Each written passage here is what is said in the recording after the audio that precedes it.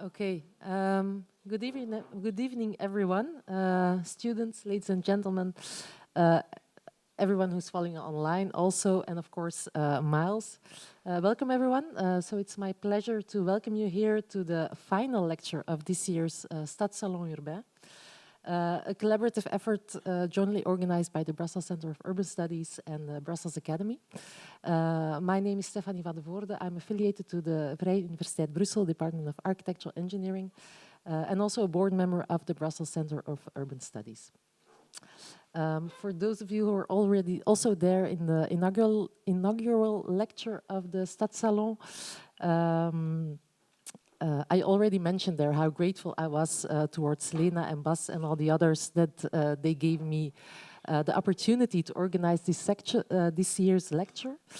And I said at them, well, I don't know what will be the catch. It sounds perfect, organizing this lecture series, inviting 6 international scholars. And now I can say, well, there was indeed no catch. It was sometimes a bit more hectic than I expected, especially when guests didn't show up because they canceled last minute. But in the end, it was a very rewarding and inspiring ride. So for this final lecture, I would also like to take a few minutes of your time to reflect upon the journey since October last year. We have welcomed already a number of interesting speakers. I will only highlight a few things because, as you might know, all the lectures are being recorded. We also did a short interview with each of the speakers, and this is now for me a great opportunity also to thank the crew behind the scenes that have been working really hard to set this up. Sid and Amel, for instance, for streaming and recording the lectures. But also Baptiste, who I think is no longer here now, but was very helpful for the interviews, and of course Snow for the overall coordination from Brussels Academy. And Lena and Bas, of course, but I mentioned that already in the beginning. So for those of, thank you again, of course. So the central theme this year was Rewind, Fast Forward, unraveling the historical layers and meanings of the built environment. So we've reflect upon the city as a complex layering of different narratives, social, political, cultural, and seeing how they are woven together and shape the urban landscape we live in. Through the lens of architecture and urban planning, and then we gain insight into how power dynamics, social inequalities, cultural policies, and so on, how they molded our environments, but also vice versa, to understand how the built environment around us shapes our identities, shapes our culture, and also has the potential of transformation towards the future.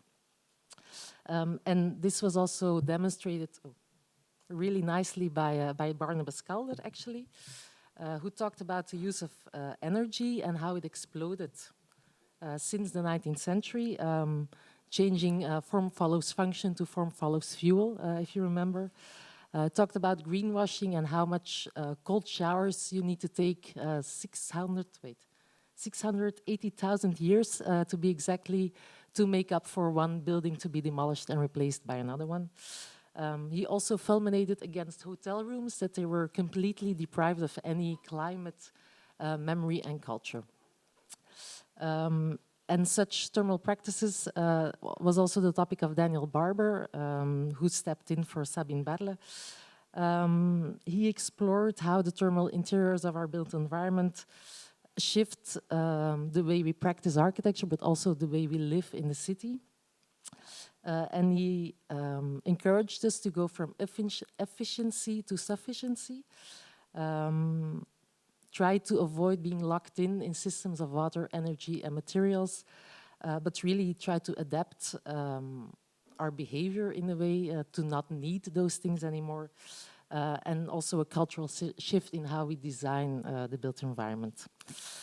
And then that cultural shift was also addressed in a way by Tom Leslie, talking about skyscrapers in Chicago. He firstly explained how skyscrapers were created by the environment, how they resulted from the conditions, geography, economics, financial systems, and so on, But then in second part, demonstrating how really small changes, a small change in the building code allowed architects to build in a different way, to make other buildings that really change the city. So from one small change, very pragmatic thing in the building code, that you can really redesign the entire city and how it has been used since then. So this topic of building culture, the culture of building, was also central to Howard Davis's lecture.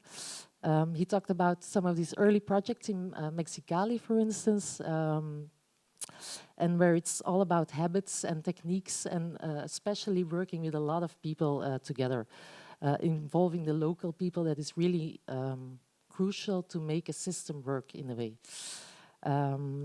And that is, of course, the specificity of that time and place really is very important. And that brings me then to Mercedes Follet. She talked about modern architecture in Egypt, the mix of global and local influences. She highlighted Heliopolis and then the new Kairos, multiple Kairos actually. And the typical addition of building by addition, if you remember, starting with one story and then adding later stories to the buildings later on if the financial situation or family situation had changed. That system was strongly anchored within that local building culture, but at the same time, it was also exported to other countries by these Egyptian architects. So really, taking a new look or moving beyond that binary of the empire and the vernacular, how things spread in a different way also. And this brings me then to the sixth and final lecture of this series by Miles Glendinning. He asked me to keep the introduction really short, so I will do that. He's a director of the Scottish Centre for Conservation Studies and professor of architectural conservation at the University of Edinburgh in Scotland. He has published extensively, especially on housing in England, but now also preparing a book, or well, he just finished it. Now it's the editor who's preparing it, a book on Hong Kong. And it's, these two books on mass housing, a global perspective, and Hong Kong, that will be the basis of a lecture tonight. So I will not say anything more. I will not give away too much. Just ask you to join me in extending a warm welcome to invite Miles on the floor. Thank you.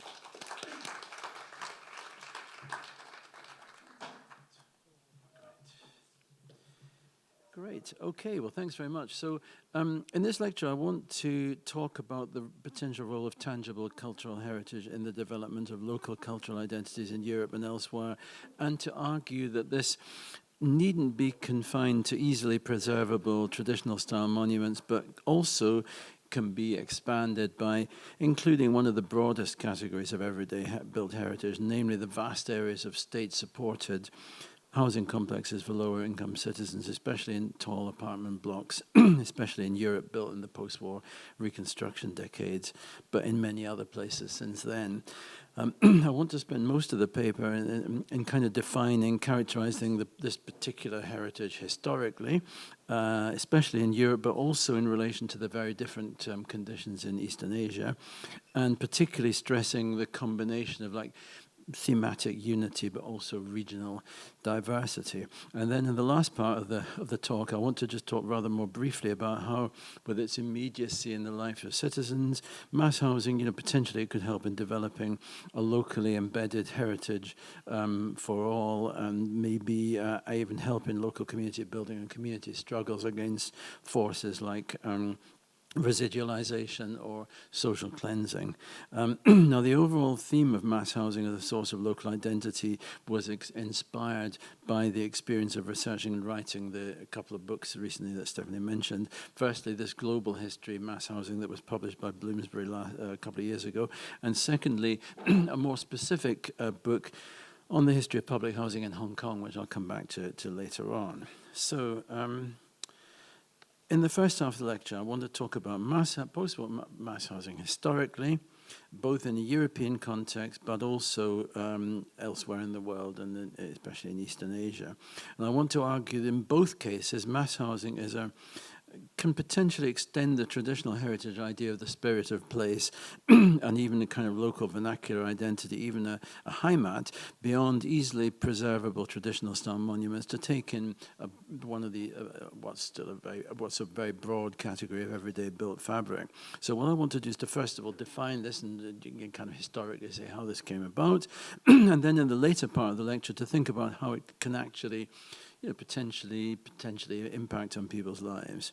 Now, modernist mass housing, at first glance, mightn't seem the most promising territory for talking about identity and architecture. And, many people have seen it as epitomizing a kind of global narrative of dystopian oppression. So, for example, this 1988 book, the title says it all.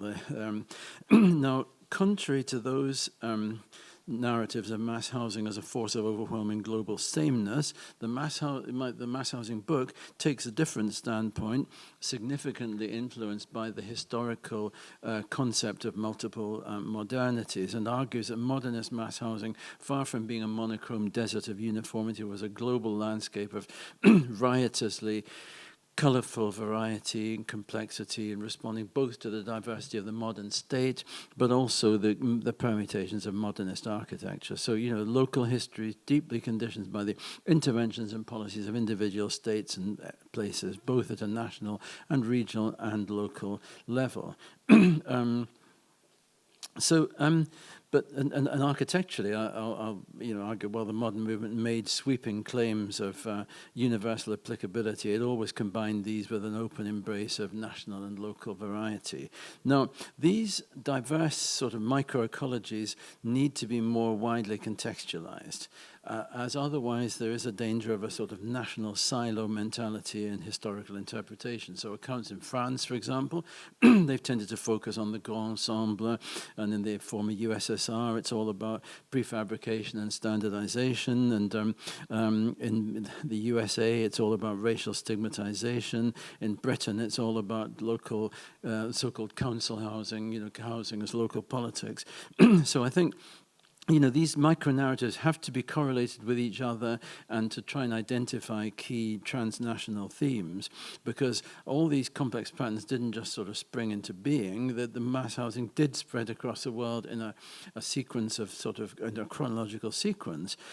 So what I want to do first of all is to try and kind of summarize this a bit and then focus on a number of representative case studies to just see what the kind of implications would be. Now, the story, obviously, as we all know, began back in the 19th century, the early 20th century, with the challenge posed by the disembedding forces of the capitalist urban revolutions, socialist revolutions, disruptions, war, which provoked an increasingly interventive state stance by individual states, and socially sponsored low-income housing becoming both an outcome and a vehicle of expanding state power. And then after 1945, with the global standing of communism boosted by the USSR's wartime victories, then the geopolitical structure of social provision, including mass housing, took on its sort of mature form in developed countries, and summed up in 1952 by the social critic Alfred Sauvy, echoing the French 18th century three estates and the binary opposition between the capitalist first world, the communist second world, and then defined by its otherness is his third world of developing and non-aligned states. And you could argue the post-war mass housing story reflects this well-known concept.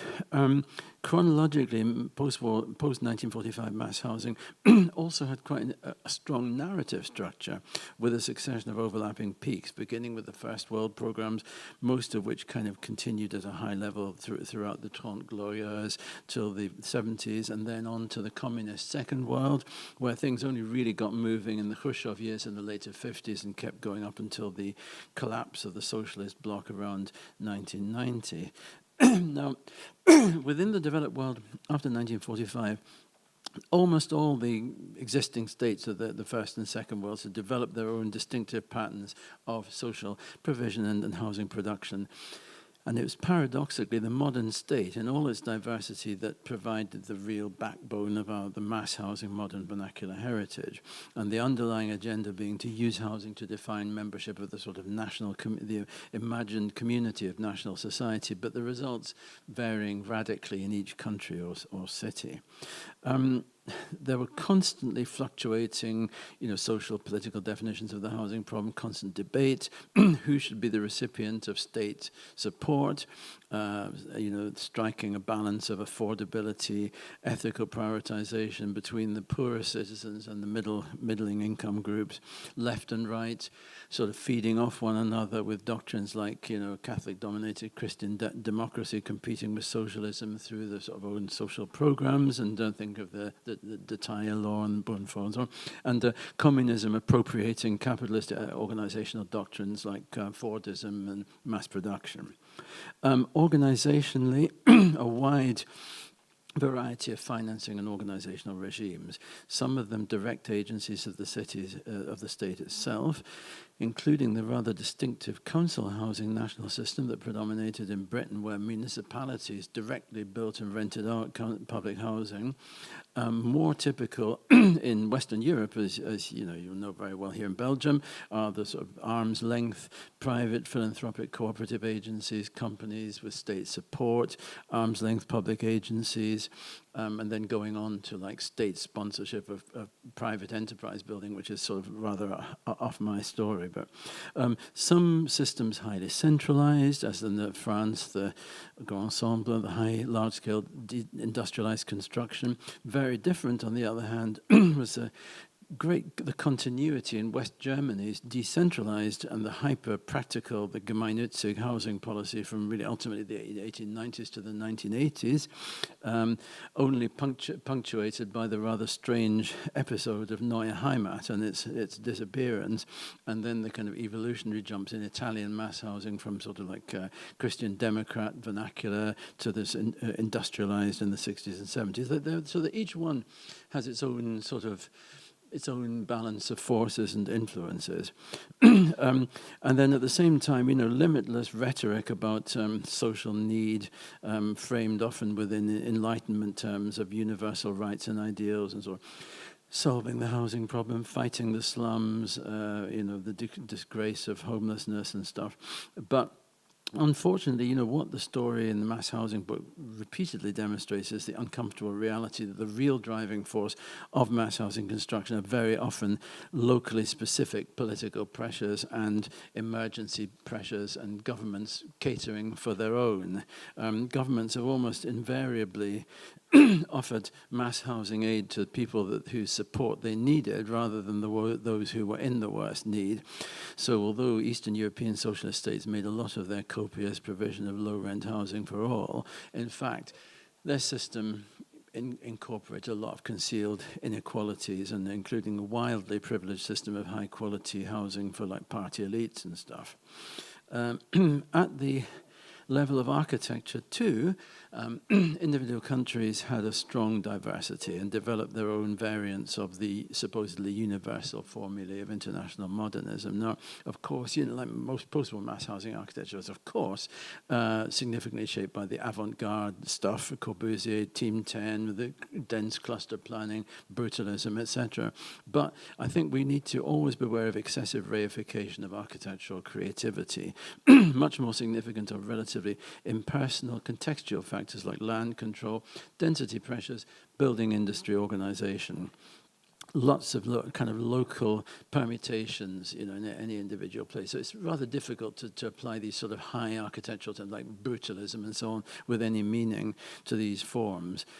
It's really from these local organizational, constraints that led to local built form distinctiveness. The most fundamental elements were basic, in these kind of permutations, were basic choices of building patterns, like, for example, between high apartment blocks and single-family dwellings, or even more fundamentally, between straightforward new development on the city outer peripheries, which was assumed by, to be the norm by the overwhelming majority of Western and Eastern European states. I mean, for example, in Italy with its ex-urban shanty towns and places which have rural to urban population influxes.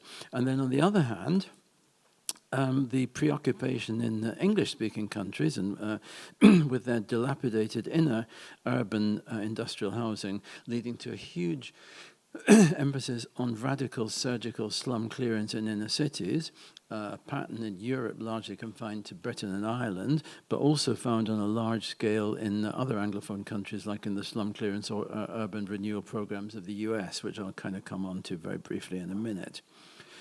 Some of these basic architectural permutations perpetuated elements from pre-modernist phases of housing, including, like, for example, these external gallery access blocks in 19th century philanthropic London, which, probably lay behind the post-war era's avant-garde deck access concepts, as well as the more everyday, the Galerijbouw blocks that were predominated, especially in the Netherlands.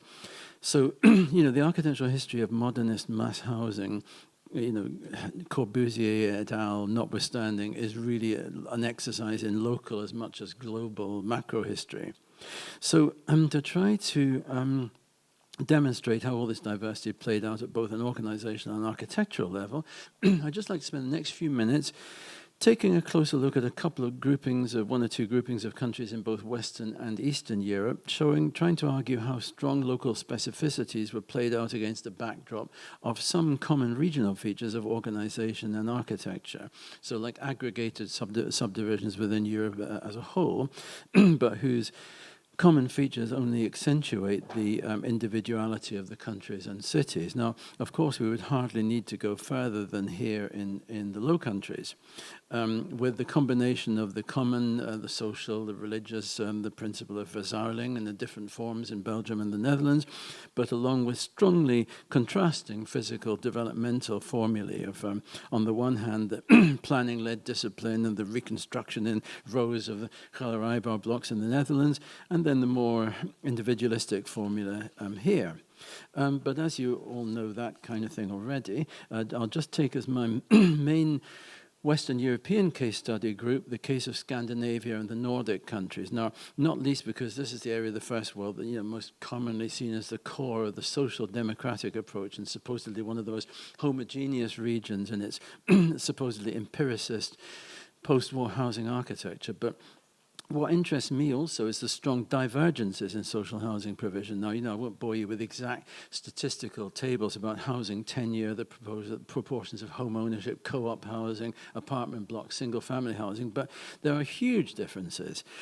So simplifying things, at one extreme is Sweden, massed, high-density, collectively planned production under the long-standing post-war hegemony of the Social Democratic Labour Party, the SAP, and then Norway and Iceland are at the opposite extreme of individualistic, subsidy-selective, home ownership-orientated programs of individual house building, and which you'll be familiar with here, and Denmark and Finland occupying their own individual situations between. And over time, like the proportion of social rented housing in Sweden, Denmark, by the 90s is over 4 times in Norway and Iceland.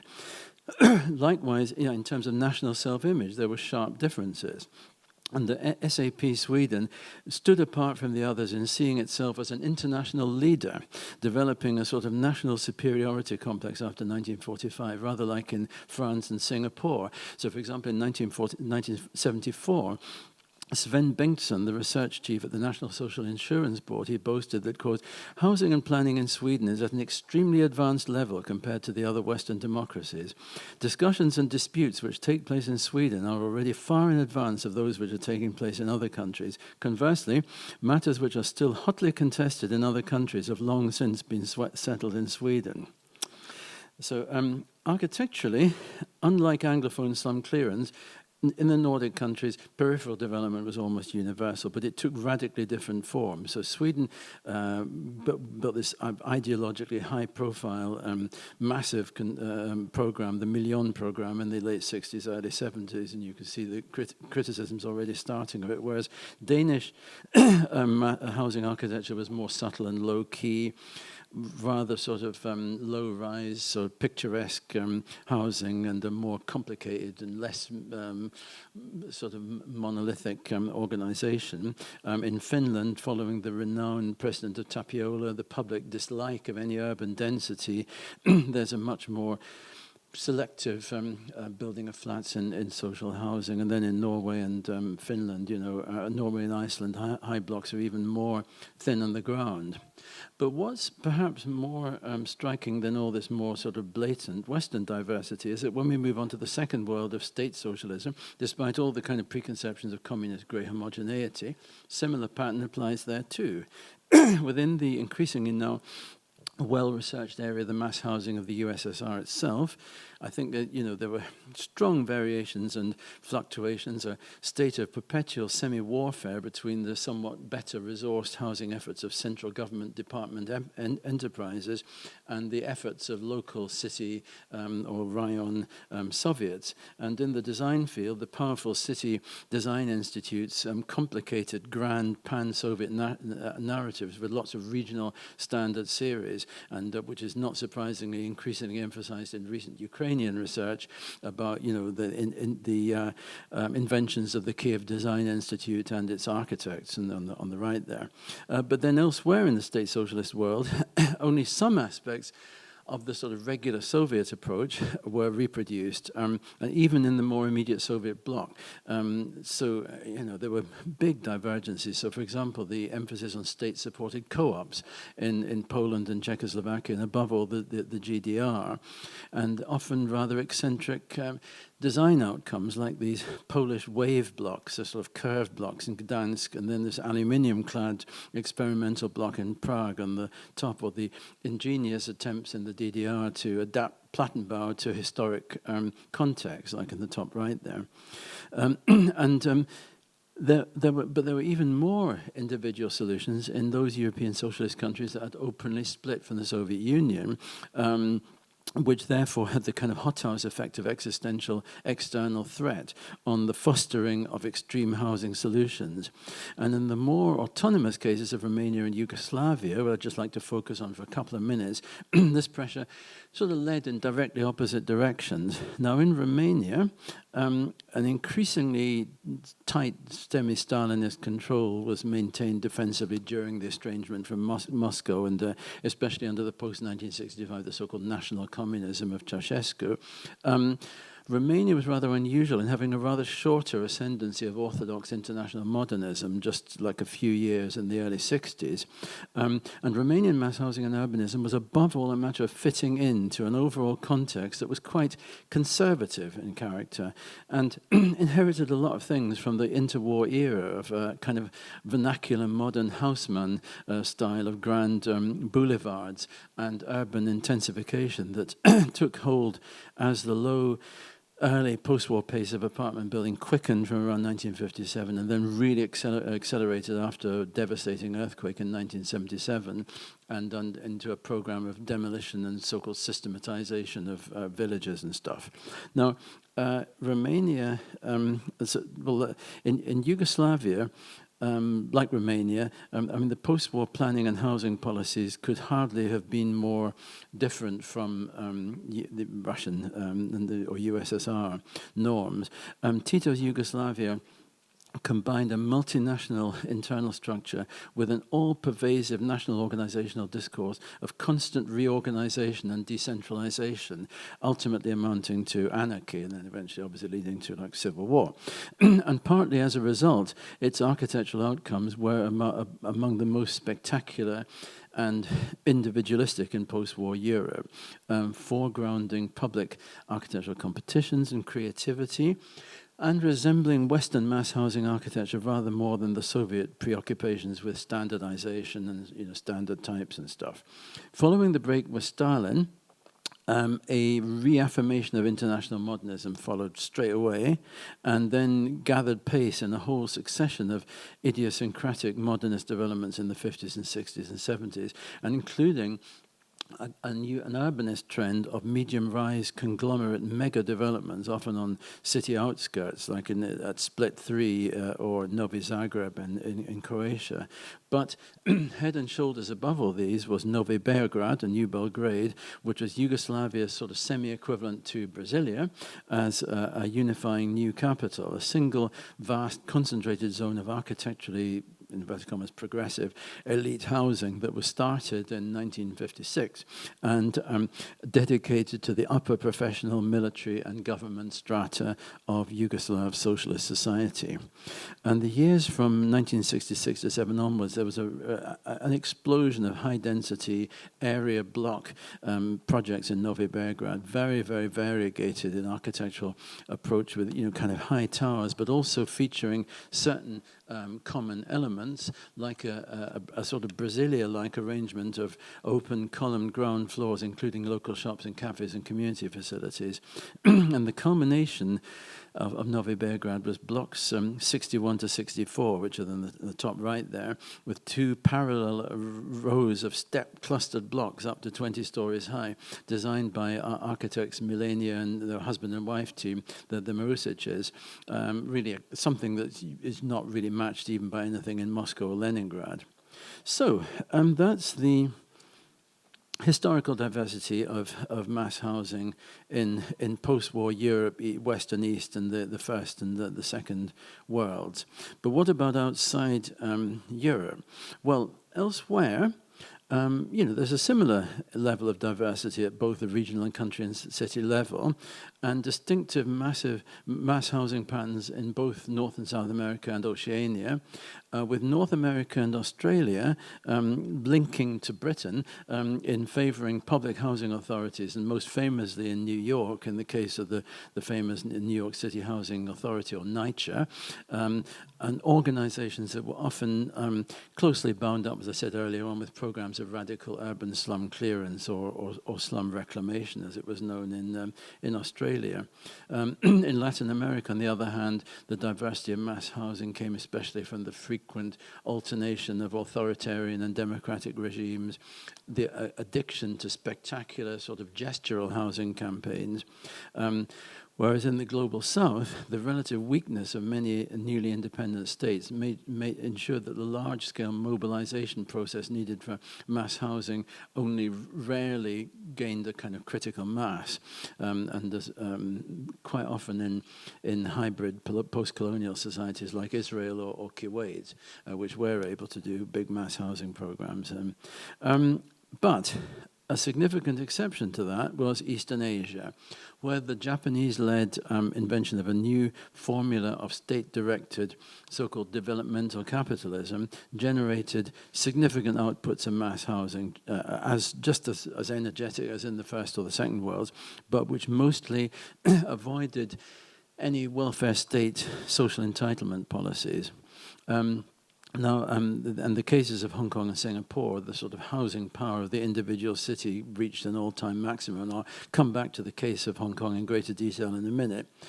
In all these places, as in Latin America, state housing initiatives are always defined in reaction to the traditional bogeyman other of self-built informal housing, which went under various names, kampongs, atap housing, squatter settlements and stuff.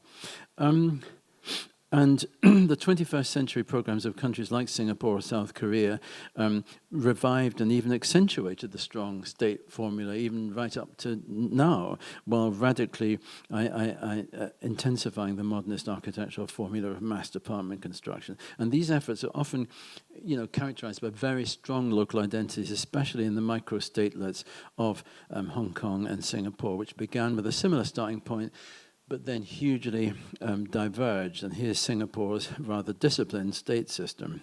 So this brings me on to the second part of my talk, which is really focused on the case of mass housing and local identity in Hong Kong, which is a topic bound up with the second book I mentioned at the beginning, which I've just handed into Routledge and will hopefully be published at the end of this year, early next year.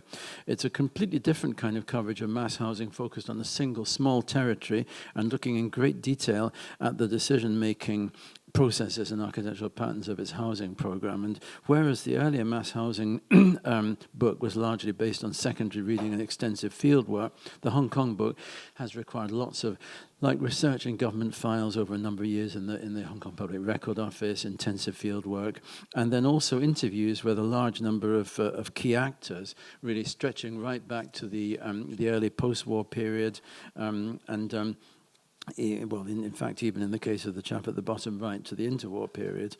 And then here's a glimpse of some of the research material in the PRO, including masses of government files on a vast range of policy and planning issues. And including lots of other material like newspaper cuttings, government info bulletins, plans of housing estates, and project progress documentation. Now, in Hong Kong, the relationship between state-built mass housing and cultural identity is really at its most urgent and existential. In Hong Kong, it played a key role in helping a largely laissez-faire social and economic system cope with strong external emergency pressures of a geopolitical rather than socio-political kind, concerned with the sort of survival of not the state, but the entity, and which obviously continue today in different forms.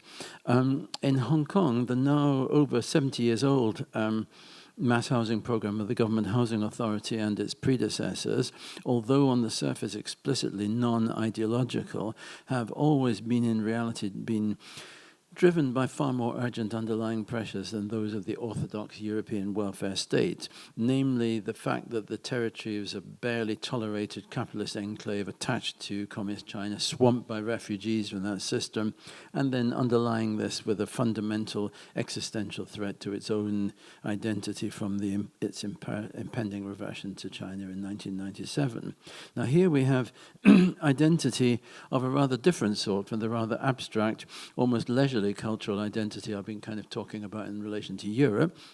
It's a local identity that's arguably a matter of collective cultural survival, is often referred to colloquially as the lion rock spirit after a local landmark mountain and the supposed sort of link to struggling against adversity and Hong Kong people raising themselves up individually and, through a laissez-faire system. But in response to these pressures, the narrative of Hong Kong mass housing proceeded in somewhat convulsive leaps. So in the 50s, the driving force was an emergency utilitarian developmental drive of high-density tenements that were focused on rehousing squatters. But by the late 60s and early 70s, after growing political unrest, a much more socially interventive government policy, including lots of modernist flats, mainly for subsidized home ownership and planned new towns, became necessary to anchor an increasingly disaffected society, but which lacked the independence option normally applied in decolonization. And the decisive person here was Hong Kong's most innovative governor, Sir Murray MacLehose. He was governor 1971 to 82. And what the government files show is that MacLehose was very well aware of the existential role of public housing. And in a secret dispatch of 1974 to the British Foreign Secretary in London, he said that Hong Kong's colonial rulers should use what he called the breathing space before 1997 to get a move on and make Hong Kong a model city, and particularly by a radical housing upgrade to create a sense of embedded identity among Hong Kongers. Following MacLehose's launch of a dramatic 10-year program of public housing in 1972, steered by the head of the Housing Authority, or who became the head of the Housing Authority, the architect Donald Liao.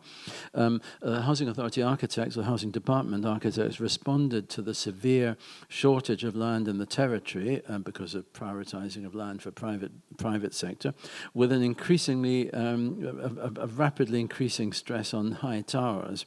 Under Liao and his successors, the Housing Authorities, Housing Authority took up the typical British 1950s fashion for slender point blocks and expanded it somewhat, and establishing, particularly under the so-called Harmony series, establishing 41 stories by the late 1980s as a norm for most blocks, whether in new towns or in redevelopments of earlier public housing or squatter settlements in the existing urban cores. Housing department tower block types evolved progressively towards very highly articulated, well, initially tripod, but then these cruciform plan models to maximize density. And the Harmony was the most prolifically built. It was designed in 1987 to 9 under Chief Housing Architect Derek Mesling, and there was kind of, in the Housing Authority, was a mixture of expats and native Hong Kongers working together in a range of variants that were designed to allow different permutations of flat numbers and sizes, with up to 20 flats per floor. In other words, up to 800 flats in a single block. And I think there's the Harmony one that I think you can see there's 20 per floor there, including the very little ones in the middle. And there, yes, that's them in urban setting at the upper one. So it's in Ho Man Tin, which is in Kowloon, and then that's in the Fanling New Town at the bottom. Despite all the recent political upheavals in Hong Kong, the architectural and policy character of the housing program has essentially stabilized since the 90s. It wasn't greatly affected by the 1997 handover to China, and its identity-creating role has become bound up with the relatively apolitical concept of an enduring Hong Kong identity in adversity with the Line Rock spirit. But so I'll come back to that in a second. Now, at this point, what I want to do more generally, though, is to move on to the the final part of my talk, which is concerned with what these environments mean to their inhabitants and local communities today. Now, in going round all these mass housing hotspot places for the fieldwork research and interviewing some of their surviving creators, such as these sort of European equivalents to the Hong Kongers that I illustrated earlier, what's always struck me is that whether we call these environments monumental or vernacular or whatever, and whether we see them as architectural material culture, what they all are is very real, and they're very rooted in their parent societies. Now, can we honestly say the same for the environments of conventional heritage? Places like, very familiar, the Edinburgh World Heritage Site, where our university department is located. Places, once again, post-COVID, hyper-overloaded with tourist commodification. When we walk down the high street in Edinburgh during the festival, we could be anywhere: Prague, Florence, Dubrovnik, etc., etc. The shells of the heritage-built forms differ, but the actual totality of the environment is basically the same. Now, I think not so the mass housing places. And so if we're looking for a real substance on which potentially a concept of local or regional and national identity could be pinned, well, there it is, quite a lot of it. So building on this idea or this argument, I'd like to go on to pose the further question more specifically, whether and how mass housing could contribute to creating and reinforcing a sense of local authority, of local identity, not just by existing through its materiality, but specifically through a process of patrimonialization, these horrid words, or heritageization. Could its strong diversity of everyday built form, amounting almost to a kind of vernacular diversity as the backdrop of people's everyday lives, could it become a culturally resonant field of heritage at a European as well as a national and local level? So let's just begin by returning to Europe and look first at the conventional processes of patrimonialization via the designation or official government preservation. And just a case study. Now here, in terms of the conventional processes of patrimonialization, I think there is a major organizational obstacle to the incorporation of the vast environments of mass housing, namely their incompatibility with the conventional institutional machinery of preservation. Now, this applies most of all in countries like Belgium or France, where the development of the classified monuments system involves a state of the very, very special monument that's actually especially directly supported by the state, involves an assumption of financial responsibility for major repair and upkeep.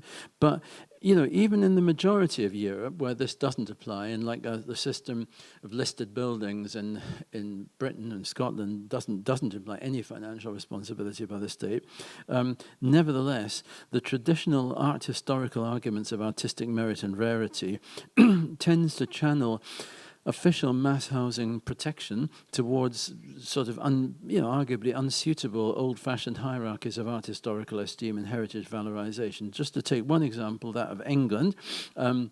In that country, the attempts at the listing of public housing since around 1990, and this is not a system that involves state support, of course, but it simply involves just a process of paper designation. But nevertheless, and it's a sort of planning-led process rather than having its own sort of Denkmalpflege type of machinery. It's only been the most architecturally elitist aspects of council housing that have been reflected in the listing of high-rise blocks. So in England, 16 separate multi-storey public housing complexes have been listed there since the mid-90s.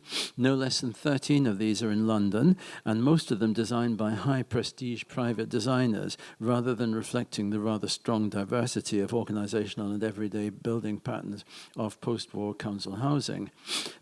Area protection is only realistically possible under the listing system by listing each individual building, with ridiculous results in this one case here in the north of England. Our position in Scotland is a bit different, as I'll explain in a minute, but again, only a few mass housing projects have been listed until recently, notably this one in Edinburgh with its association with the film Trainspotting and with its idiosyncratic curved plan, which rather vividly reflects the Edinburgh conservation philosophy of conservative surgery, where the block is curved in order to fit around a block that the city fathers didn't want to pay to get demolished.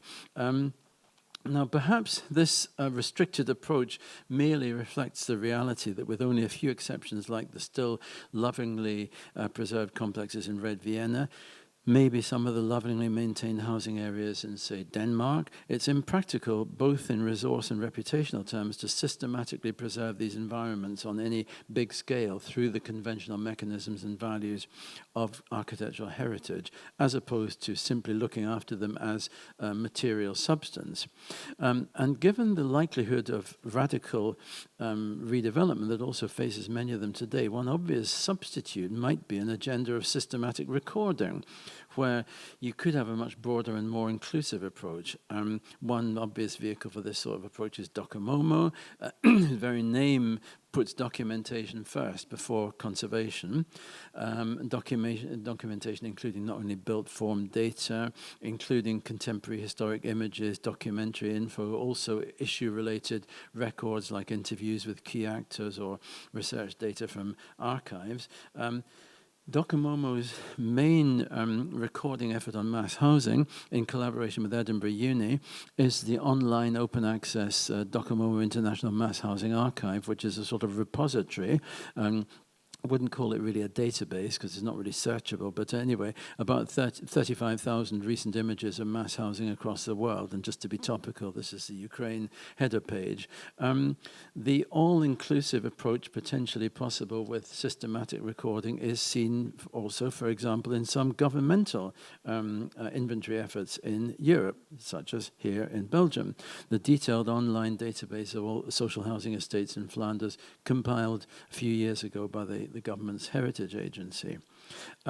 Equally fruitful can be projects with an element of local community involvement. For example, Edinburgh University's Tower Block UK database, which provides data and images of all post-war multi-storey public housing in Scotland, England, Wales, Northern Ireland, about 4,500 blocks altogether, without any discrimination by architectural status, and which was set up as part of an interactive program with local communities, and one spin-off of which I'll come back to in a sec.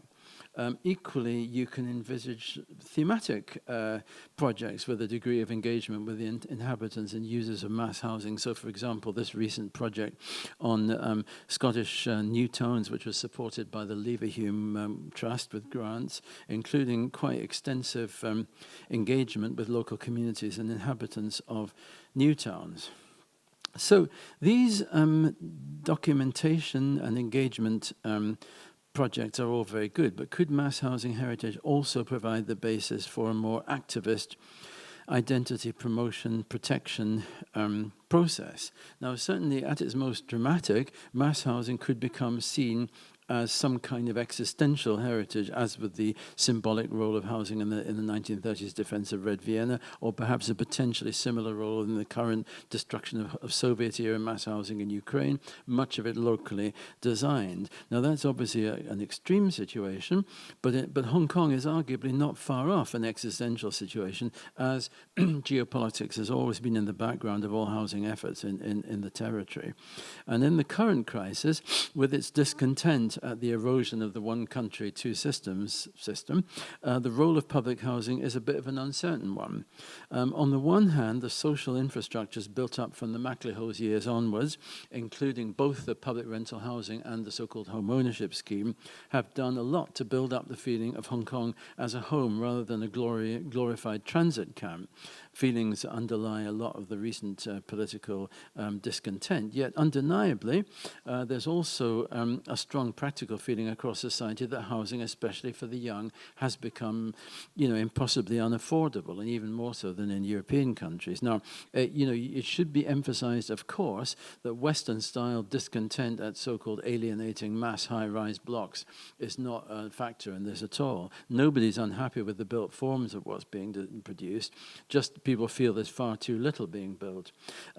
Also, now making itself felt is what you might call the nostalgia factor. The fact that just as the pre-war Reconstruction era in Europe and on the left there is now being retrospectively invested with a kind of idealistic proto-welfare state glamour, in parallel with the rise also of trendy brutalist chic in implicit opposition to the alienating neoliberal present, in Hong Kong, the same era is now increasingly being romanticized as a heroic Lion Rock heritage of radical reconstruction. But this is for significantly different reasons linked up with the sovereignty issue as an implicit reaction against what many people see as a rather disillusioning reality of how one country, two systems has worked out.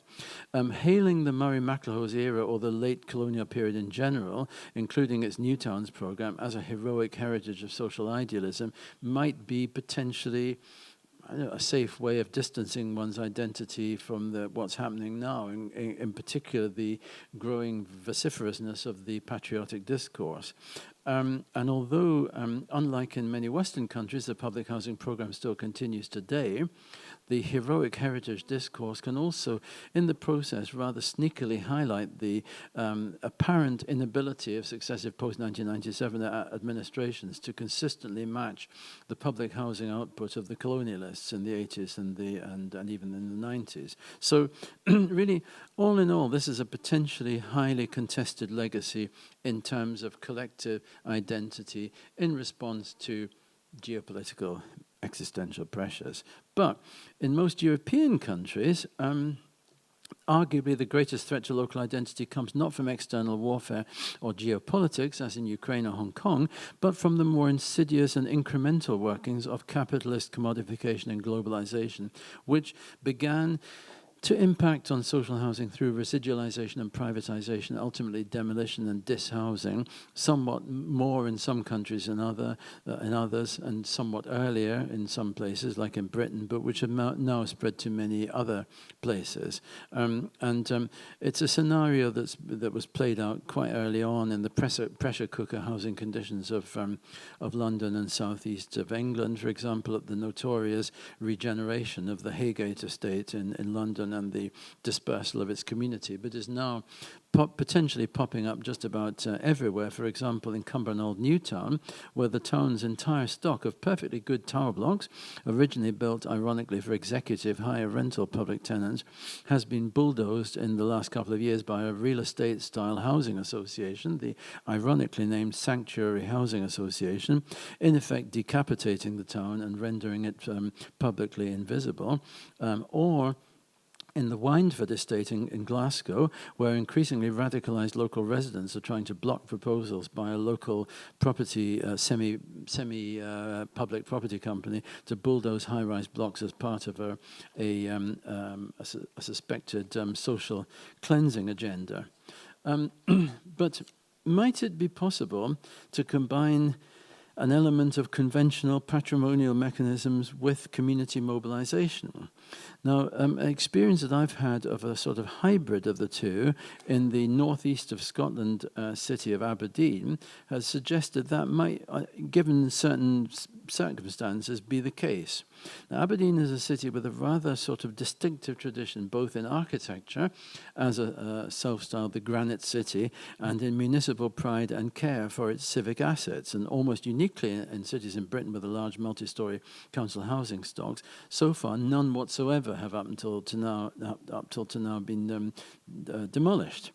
The city's council tower blocks were almost all carefully designed by the city architect staff rather than building contractors, and they included a high number of towers in the outer suburbs, but also with a very distinctive program of selective slum clearance in the city centre, which climaxed in the city centre towers of Castle Hill and Gallowgate in the mid and late 60s, rather monumental slab block designs clad with unique granite-faced slabs, rubble-faced slabs to sort of reflect the Granite City ideology.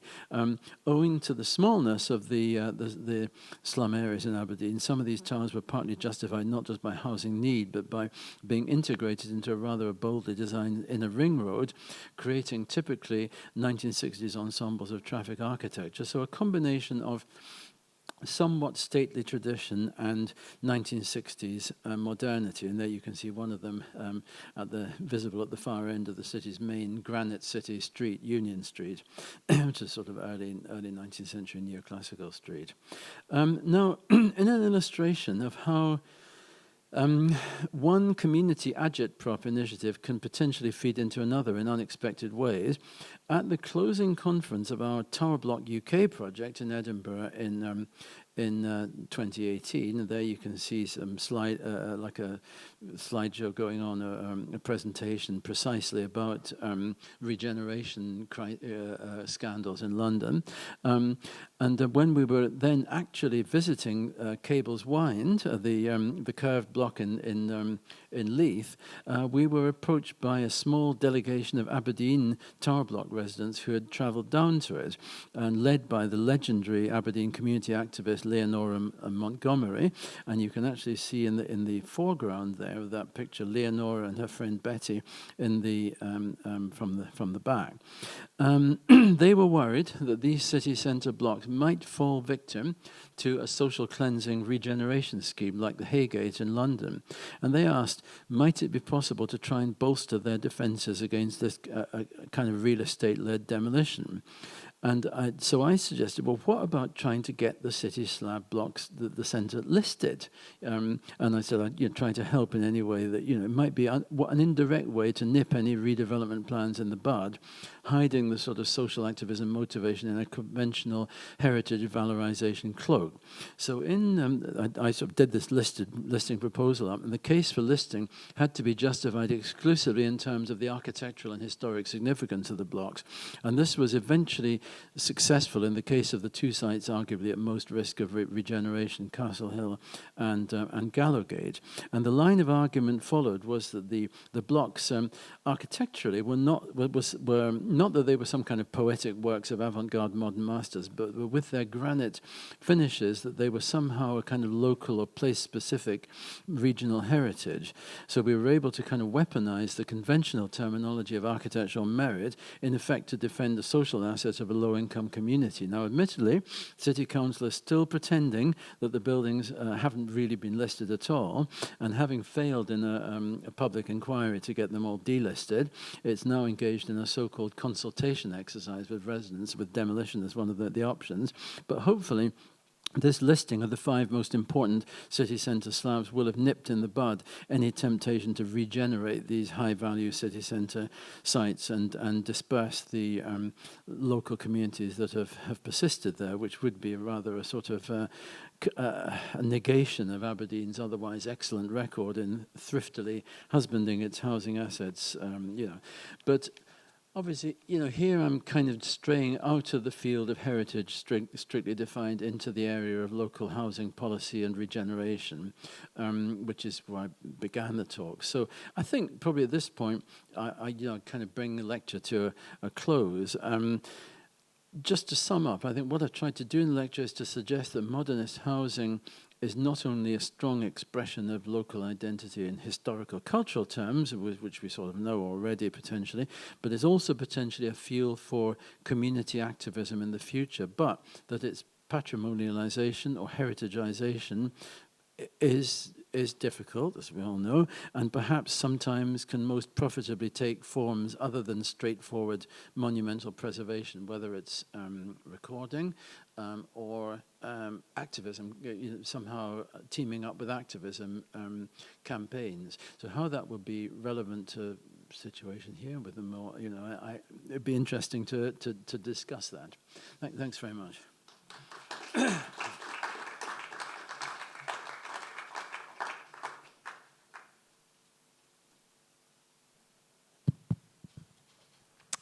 Thank you, Miles, for a very nice lecture.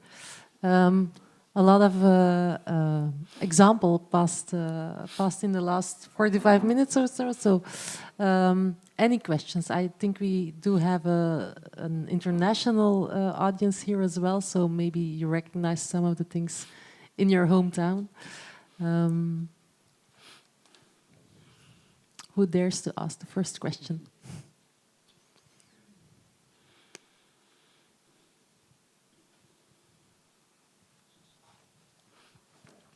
Yeah, thanks. I've read the mass housing books, and I was already mightily impressed by just the amount of material put into one book, and I'm equally impressed by the presentation. I think other people would have used 10 presentations for what you do in one presentation.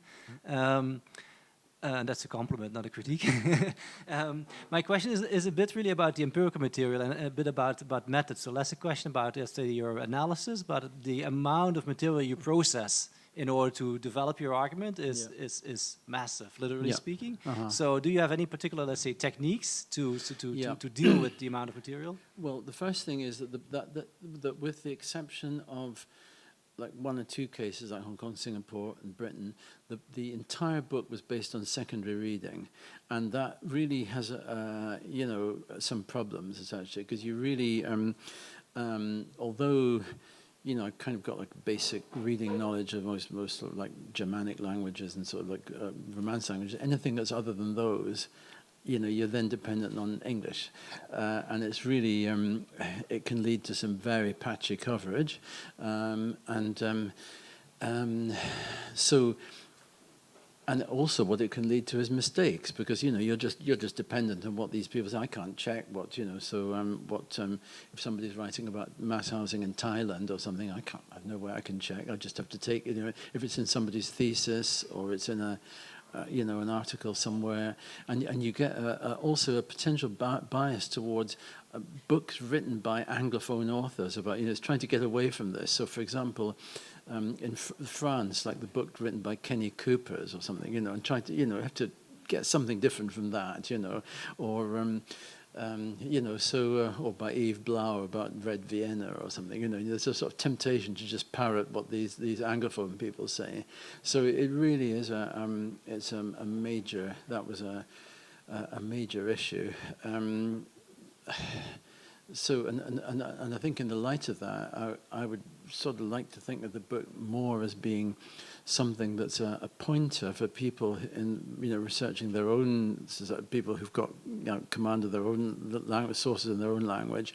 It's just giving them a bit of context to do research in their own countries. And it's sort of trying to pick out things that seem to be unusual in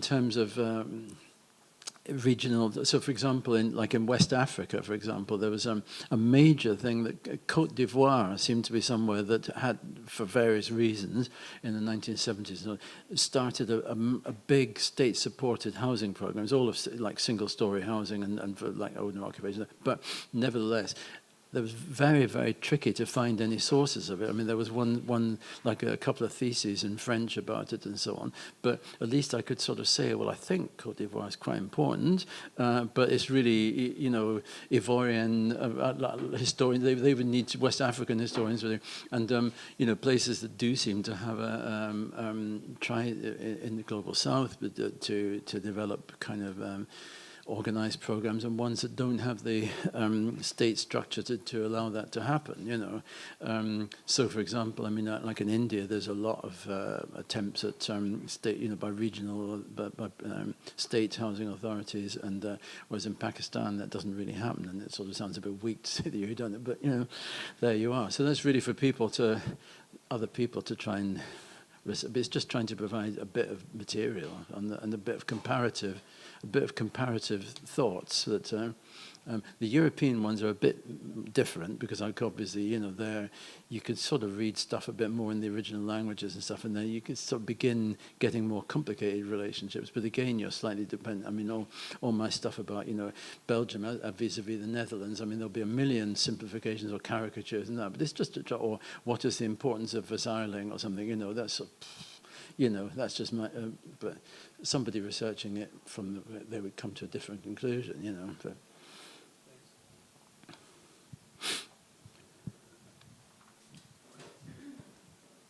Any other questions?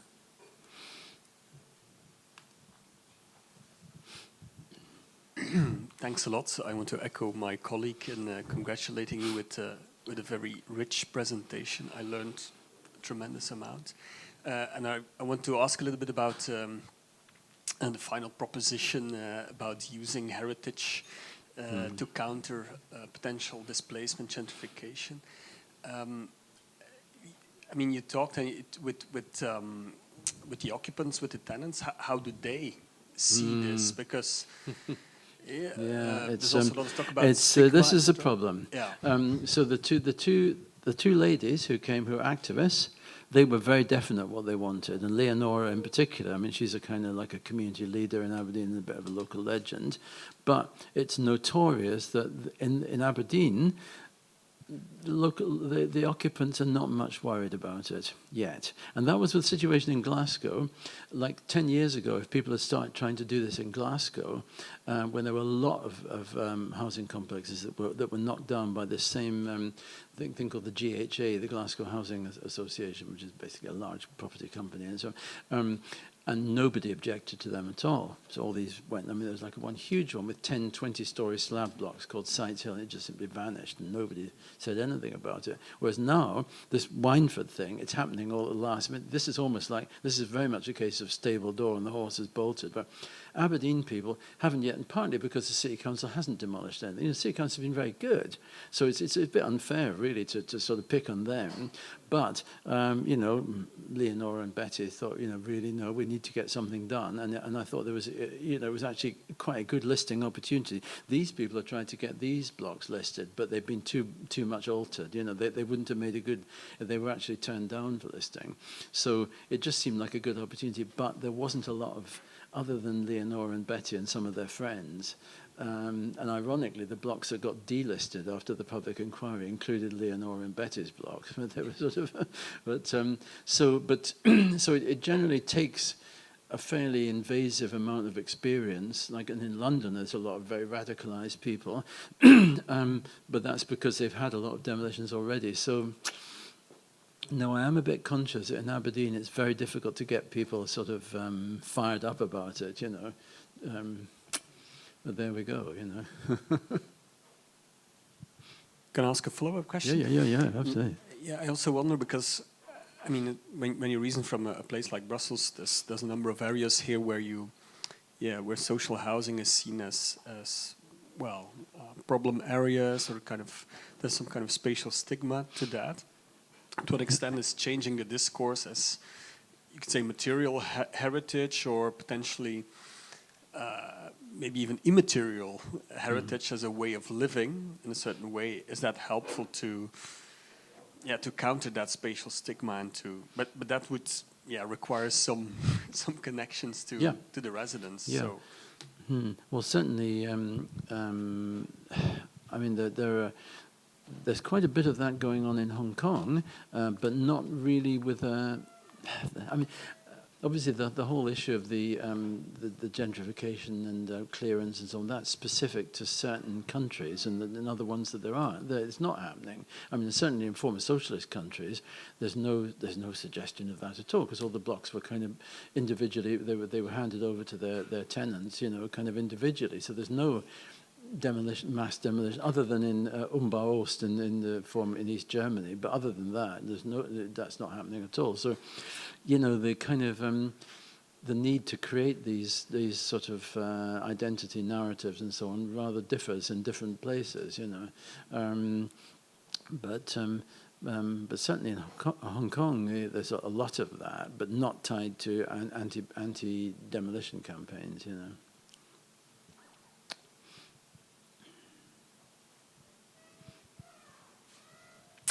I maybe have a question. Did you also look at the plans, the layout of these buildings to see whether they were lived and experienced or yeah. Okay, it's two things. First of all, it's not really a history of inhabitation. You know, that would be like another massive book. This is a history of provision. And obviously, you know, a lot of provision is then influenced by previous narratives of habitation, that then it comes into it. But other than that, no, I mean, it's quite tricky. And then also in terms of plans and stuff, again, only if they were included in the publications. You know, it's completely reliant on the secondary sources. You know, if they included plans, yeah, I mean, it's sort of, and I mean, all these publications by Philip Moiser and Dmitry Zadorin on Soviet housing, and they're all about plan typology and all that kind of stuff. So that's the central theme of them. So obviously they have loads of plans in them because it's all about plan standardization and different type plans. And then there's all this recent research about the history of like domestic life in the Khrushchevki and so on. They have plans as well, and their plans for how people arrange their furniture and how they couldn't fit things into this. You know, so yeah, if there's something like that in it, then of course, yeah. But as a systematic thing and linked up to the history of domestic life, probably no, you know, sadly, you know. maybe a follow-up book. Yeah, by somebody else.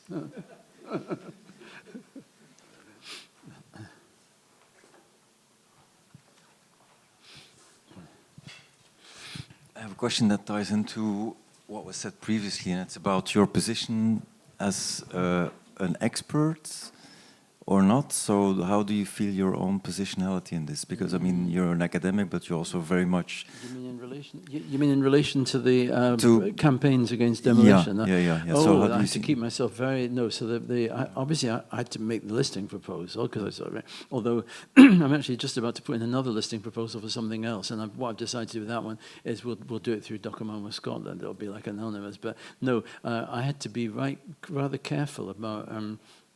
Subsequent follow-up. So, because first of all, Aberdeen people don't like people from Edinburgh coming and telling them what to do. That's the first thing. So that would be a big negative cross. And then also, Edinburgh, sort of like, you know, eggheads from Edinburgh telling us normal Aberdeen folk what to do. That's a further cross. And the person who did the listing coming, you know, who caused all the damage, you know, coming, you know, the council, that's a third cross, you know. So I had to be fairly careful. But there was, when the council did their appeal against the listing, and where there were 2 inquiry inspectors, I did actually go up for that. And that was quite an entertaining day. It was sparring with the council had this sort of firm called Montague Evans, which is kind of like a sort of property consultancy firm, and they've got a kind of gamekeeper turned poacher character called Roger Bowdler, who used to be the head of listing at English Heritage and is now like a sort of their consultant about how to sort of counter listing proposals and so on. So it was really great going. Roger Bowdler, you know, we were going around the block. He said, "Of course, this has been altered." And I said, "Oh no, you know." So it was quite a laugh, you know. And then they, yeah, but yeah, with care, it had to be, yeah. And I haven't got involved with the Wineford people don't need that at all. They're absolutely, you know, they don't need, I did have some plans, old plans of the Wineford, of the blocks, which I kind of let them have, and they were able to then, because the council was saying, the towers couldn't be sort of safely upgraded because they basically told a whole lot of lies about how the blocks were constructed, and they were built in panel systems, and that was going to be dangerous or something, and then, of course they were not built in panel systems, so that kind of thing. But they did all the representations themselves, you know, and they're more than capable of that, and organising sit-ins and people padlocking themselves to railings and stuff. Yeah, that's right.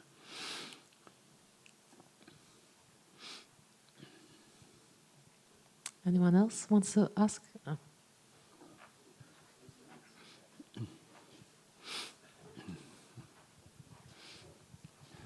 Sorry, me again. Maybe going to the very first slide where you asked the question, a modern vernacular. So is this an authentic question? Yeah, well, I mean, obviously vernacular is a very sort of, it's an architectural rhetoric. I've just put it there as a title, but I don't. The word. You know, it's a deeply suspect term because it's an architectural concept of, you know, originally of the arts and crafts movement or something of the styleless, folk things, as opposed to, you know. So, no, I mean, it doesn't. It's not really meant as a series of the word vernacular. You know, I don't really like the word vernacular, but it kind of, some of its connotations are appropriate for this, but others not. You know. But I mean, beyond the kind of more linguistic choice there, I mean, theoretically, I would say it's a dialect of something global, of a global language, right? Yeah. Which does tell us something about your theoretical position. Yes. Trying to, there is a global story to be told. Yeah. And then equally there are local inflections. But I think the problem with the term vernacular is that it implies that it's a sort of that it's arrived at through some sort of folk culture that's not got formalized intellectual formalized elements in it. Whereas, you know, so the whole idea of for example, you could say, well, mass housing in New York City is about the strongest vernacular place, you know, with all its strong, you know, very, you know, nitro and all these shouting notices everywhere and kind of, and these harsh shiny brick interiors and so on. But none of that resulted from folk peasants, you know, just sticking up some, you know, some mud building. You know, they were the result of very, you know, not celebrated avant-garde architectural practices, but you know, very competent practice and bureaucratic decisions and then debates by this, you know, the housing authority members and things, you know. So, you know, so it's a sort of a funny vernacular, very modern.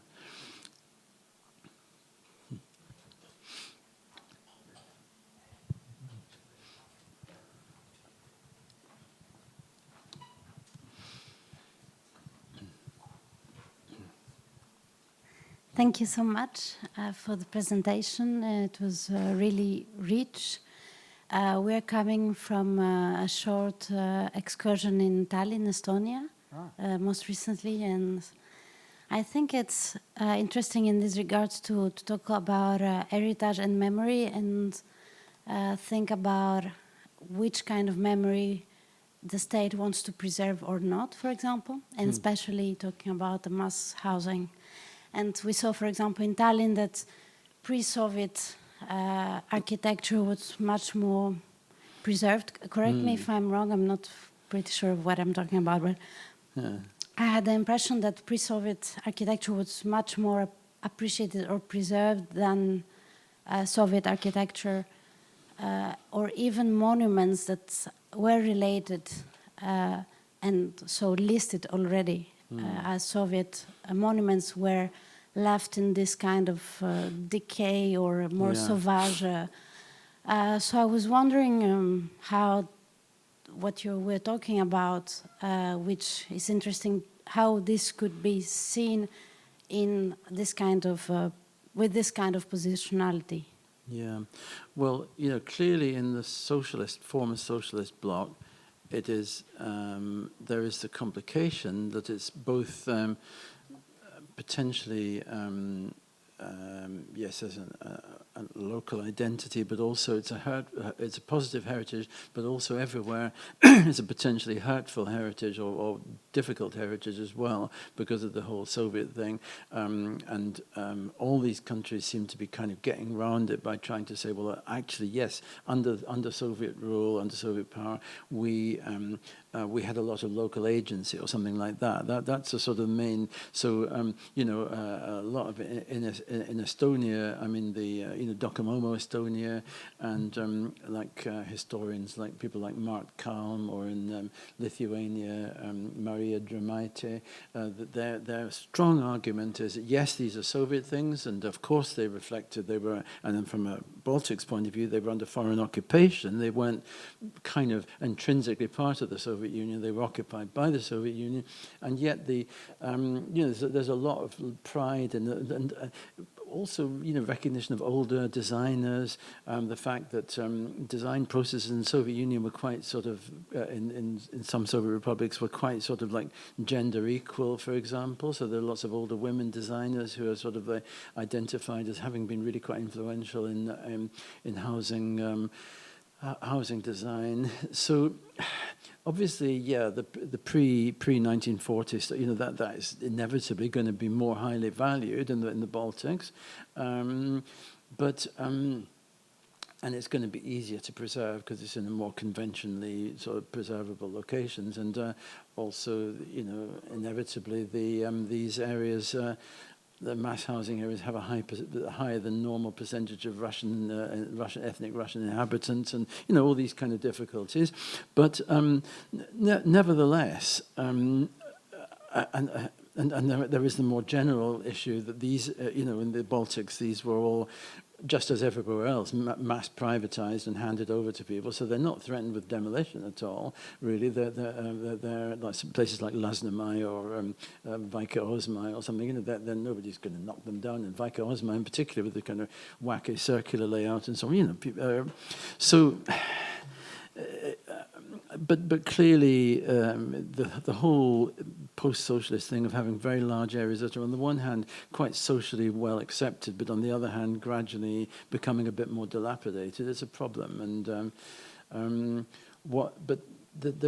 probably there's also a more general issue that now with the war now that you know you could argue that the sort of post-socialist heritage is now reorientating itself into a bifurcated thing, that it's sort of like a donut that the middle of it is just dropped out, and what was the center of the Soviet system, and that you know is untouchable, and people are not going to be able to go and do research in. I mean, I've got a colleague, Richard Anderson, who was, and in fact, Dmitry Zadorin, the person who wrote the stuff on the with Philip Moiser, and he's doing a PhD on Soviet standardized housing stuff with us, and he had to abandon all his sort of archival research stuff in Moscow, and so inevitably, what's now coalescing is really a narrative of the Soviet and socialist housing of the other of the socialist periphery, in implicit opposition to the core, and So, you know, in a way, what's happening in Estonia was like a sort of forerunner of what is happening more generally in the socialist world. You know, of these countries sort of beginning to see. I mean, I go quite often to, like, every couple of years to there's a doctoral conference in Budapest, and organized by somebody called Melinda Benker. It's a sort of urban design thing, and that's doctoral researchers from the former socialist countries talking about post-socialist urban issues, and it is quite noticeable how they've, the last one, A, there weren't any Russian participants, and B, there was a lot of people talking among themselves about what their common features were. So, you know, I think we're going to see like a reorientation of all that stuff, you know, in the post-socialist world. I don't know, you know.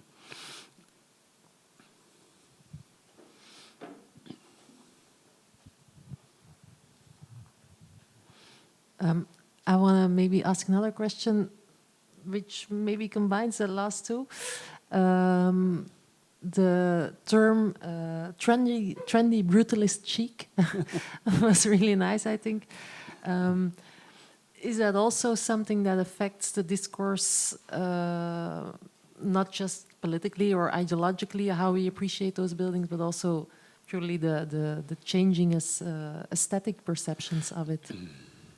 Well, yeah, like brutalism in its more generalized, you know, taken away from the original meaning of it as just meaning large concretey buildings. Obviously, yes, that's going to definitely affect it more positively. It may be that it's more concentrated in countries where there are more efforts to commodify buildings, where you can have like hotspot buildings that then become very, very hotspot and become, because of brutalist sort of propaganda sort of stuff, like the Lasden's cluster block in London, or the, you know, et cetera, et cetera. But I just slightly worry that what it's doing is potentially creating a sort of oppositional thing between, on the one, based on the sort of reification of architectural specialness, that if it's brutalism interpreted as the works of certain special designers and commodifiable works of certain special designers, then it might actually be pushing the other stuff down further, the everyday things that could only be included as brutalism under the general definition of big and grey, which doesn't really have a lot of maybe wider public appeal. So I don't know whether it's, you know, the development of the term brutalism is really a positive or a negative thing. You know, I mean, like Barnabas Calder, who you had as a speaker, well, he was definitely like an apostle of design brutalist heritage, and the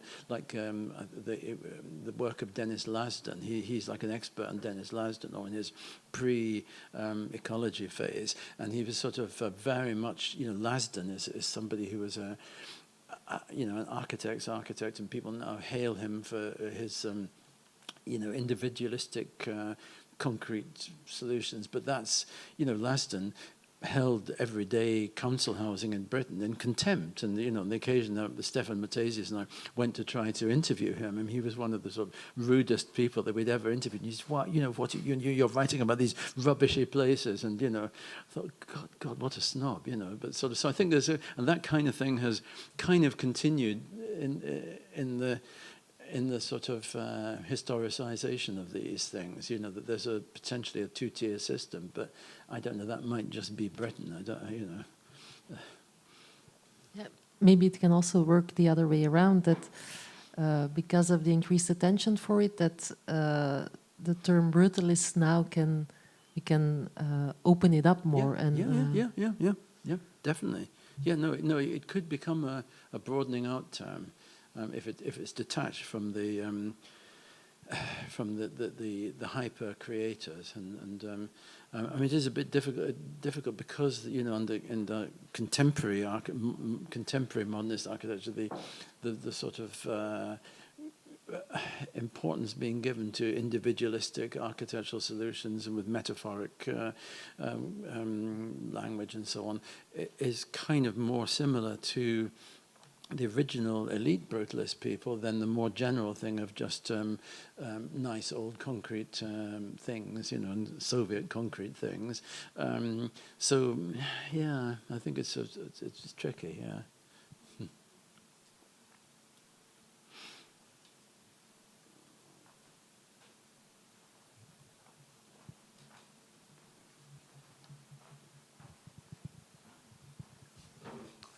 I actually have one question which is also on the, related to the first slide, but one of the reasons why I, let's say, why I came across your book or why I saw your book, not being an architectural historian, is also because it contains state power in the title. Yeah.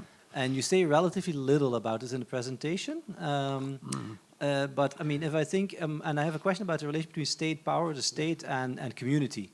Because for me, community, coming, let's say, more from a social science, a sociology perspective, in a way stands not opposite to, but in at least in tension to the state.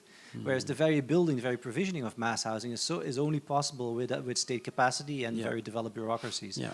So my question is a bit about, what does it mean for community? Because I mean, in the provisioning phase, it's very difficult to think of a kind of community identity, etc., as you put forward, without, let's say, without the state. So it becomes a kind of state-driven community. In a way. I mean, obviously the book does contain quite a bit about a lot more recent housing programs, and particularly in the Eastern Asia and so on. But most of the housing programs, like in the first world, most of the housing programs it talks about, really their center of gravity is before the development of the accentuated discourse of community participation and stuff. So, this is really clearly, at least that bit is clearly about mechanisms of production of housing that are really not, I mean, in almost all cases, the major programs dealt with in that book are carried out really without much community involvement at all. And almost as soon as, in almost all cases, the boom in community involvement and participation it both accompanies and also then ultimately contributes to slowing down in output. And in Hong Kong, for example, the colonial government was just able to sort of knock down anything it wanted, it didn't, whatever. And then in the kind of the late 80s, particularly the 90s, they had a big boom in community involvement and everything, in the local boards and everyone having a chipping, and that was associated with a sort of nosediving of production from which it's really never recovered. And then, like in Western Europe, there's all the 1968 phenomenon and so on, which is a little bit before the nosediving of production. And then obviously in Eastern Europe, in socialist countries, community participation wasn't a huge thing. So in a way, community attitudes and stuff is always like it's a bit of another. There's quite a number of others, and I mean, with something like this as sort of difficult to define as this subject. I mean, there's others in terms of organization as well. Of when does something become direct state involvement? Something like the Detaille law. Well, that really is not in my subject very much. Giving, although it's a huge, or the FHA, Federal Housing Authority in the United States, just doling out tons of government money as a public housing sponsorship of basically the same sort of thing as Detaille. That's not really my subject, the government giving people money to build their own homes. It's not. So that's one thing that's on the community sort of debates about, community stuff when it's not exercising real power in the program. That's not part of my program. People might have been, that's more like habitation of areas, or, and obviously, that differs radically between the Anglophone countries, where there's all this slum clearance, and so there's a constant other of people who are potentially being displaced and so on. Whereas, it's obviously a bit more indirect. If you're building kind of always housing on the periphery, you're not just the processes of displacement are a little bit more. indirect, but like, and resettlement in Hong Kong and Singapore, that's all about coercive displacement. There's no, I mean, we had a sort of veterans recollections conference of a meeting of HDB people in Singapore in 2012 that was organized by like a retired, like Liu Tai Ker, the retired HDB chief. And it was, as always in Singapore, it was a sort of self-glorifying thing, really. And they were all, everybody, they were all patting themselves on the back, saying, well, we did, HDB did brilliantly, and of course Hong Kong is so much worse than us, and stuff. And then at one point there was a guy who'd been the former head of the resettlement department, and he was just starting to talk about it. So of course it was a very brutal process, and people were very unhappy. And he was quickly, Liu Tai Ker leapt in. He said, "Oh no, I think that's a bit of a simplification." And the guy, he was sort of clearly he wanted to say his bit about, and he'd been in charge of the program, so no community there, and yet now everybody's all cheering about the PAP and the marvelous the achievement of Lee Kuan Yew. And yeah, but it also means that the local identity that we can imagine is actually highly circumscribed because of the kind of Yeah, and a lot of the identities, and then you get the discourse of the identity of the people, the identity and adversity discourse of the people living in the areas, and a lot of the present day thing is that. And then these Wynford people, they're precisely that, So, but it's always in this, like so many other things, it's lurking in the background, and like another thing, in terms of built form, that's lurking in the background is state-sponsored, but things that are not modernist. So that's really the kind of, and so things like, for example, the locations in South Africa, I only really dealt with those a little bit because they're not really, they're like garden cities, really, of a somewhat idiosyncratic kind. But so yeah, I mean, but I suppose I didn't put so much about. I mean, it's actually the state part that really interests me almost more than the architecture and all the different all these different squabbling. I mean, my sort of background is in originally in classics in Rome, in ancient history, and there's the whole thing of patrons and clients of all these groups all attacking each other, and sort of like in the Soviet Union, or these sort of state enterprises, all like massive barons attacking each other and trying to grab land for their housing projects. But it's not a very visual subject, so it's sort of, Yeah, thanks.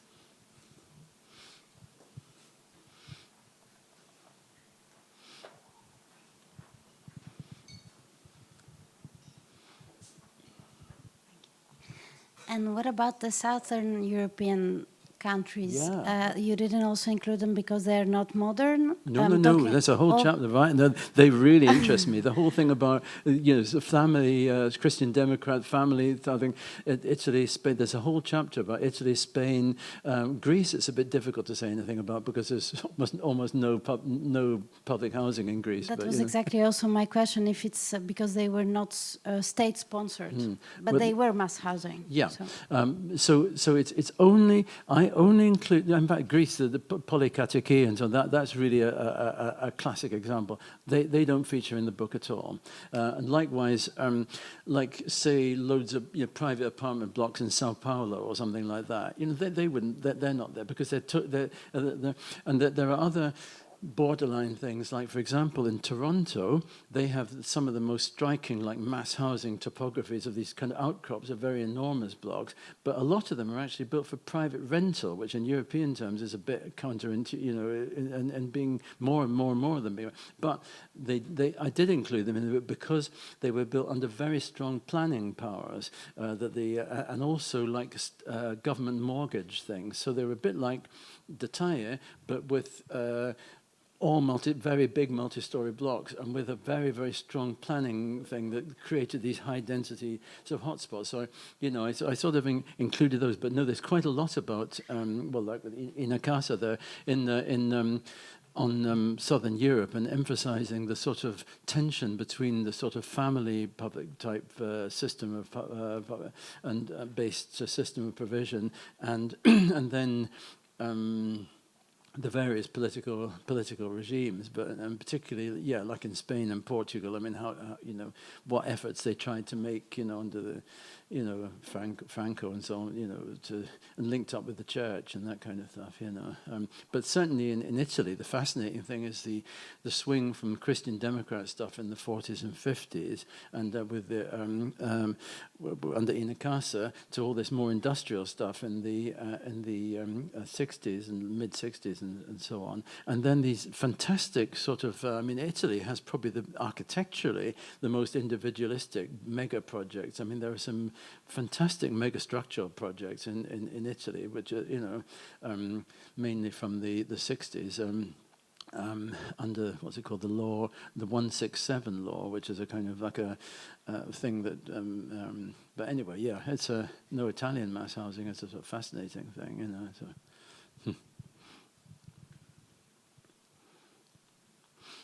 Also in Southern Europe, another little one is in Malta. That shouldn't be forgotten. They have, because that's developed under like a post-British colonial thing, and they have a funny, there's a lot of public housing in Malta, and it's built in quite a funny way. It's all in local sandstone and sort of, you know,